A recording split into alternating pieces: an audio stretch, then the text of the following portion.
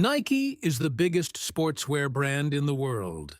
They earn over 1,000 crore rupees every single day. Ronaldo and Rafael Nadal, some of the world's greatest athletes, use Nike. But would you believe? The person who built Nike was actually a failed athlete, and he started his business by selling shoes from the trunk of his car. This is the story of Nike's founder, Phil Knight. Phil Knight's story doesn't begin with success, glory, or fame. It begins with a young boy who ran track, a boy who felt invisible, unnoticed, almost ordinary. Growing up in Portland, Oregon, Phil wasn't the strongest runner on the team. He wasn't the fastest, and he wasn't the star. In fact, whenever he lost, people barely remembered him. But Phil Knight had something far more powerful than athletic talent.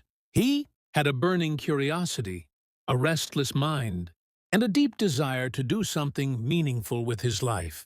While other kids dreamed of being champions, Phil dreamed of building something that would outlast him, something that would give athletes a chance to feel unstoppable, something that would make the world move. But he didn't know what it was. Not yet. After graduating college, Phil found himself directionless. Should he pursue business?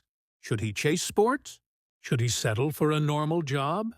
No answer seemed satisfying. He knew he wanted more, but he didn't know where to begin. Then one day, while sitting in a classroom during a business lecture at Stanford University, Phil had an idea, a tiny spark that would one day ignite a global revolution.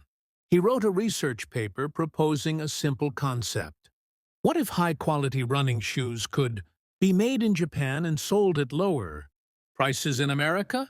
At that time, American athletes mostly depended on German shoes. But Phil believed Japan had the potential to produce cheaper, lighter, faster footwear. His professor didn't think much of it. His classmates didn't think much of it. But Phil? He couldn't stop thinking about it. This idea, this crazy, unrealistic dream, kept him awake at night.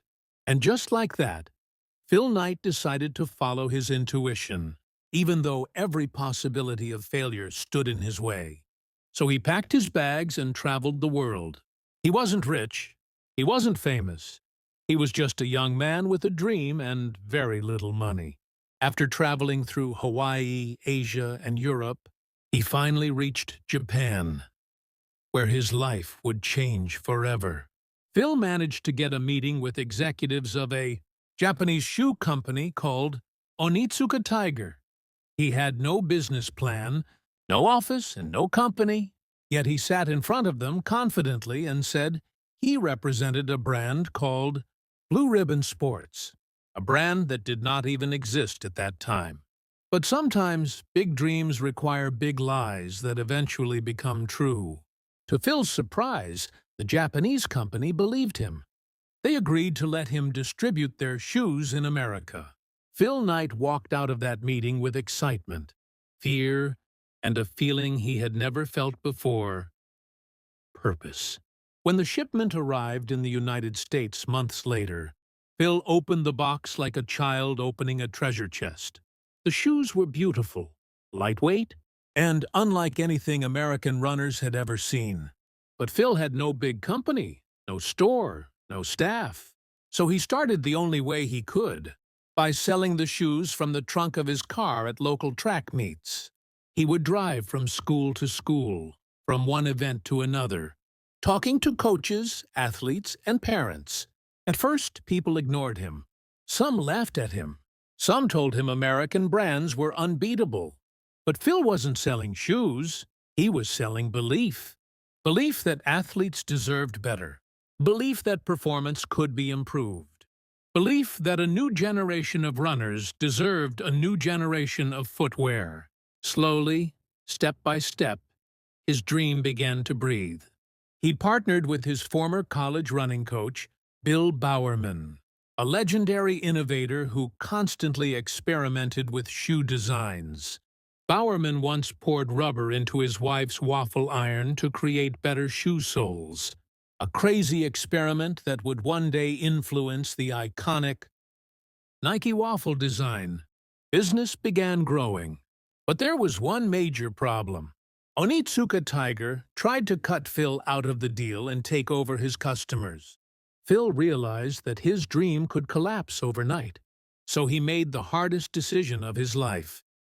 He left Tiger and created his own brand. Now he needed a new name, something fresh, bold, unforgettable. The name Dimension 6 was suggested. Falcon was recommended. But none of them had magic. Then an employee suggested a name inspired by the Greek goddess of victory, Nike. A name so simple yet so powerful. Phil didn't like it at first, but that name would one day echo across stadiums, cities, and continents. Next came the logo. Phil hired a student named Carolyn Davidson to create it. She charged him just $35. She drew a swoosh, representing motion, speed, and victory. Phil wasn't impressed, but he accepted it anyway. That swoosh would one day become one of the most recognizable symbols in the world. Then came the first Nike shoes. Simple, functional, made with passion and innovation.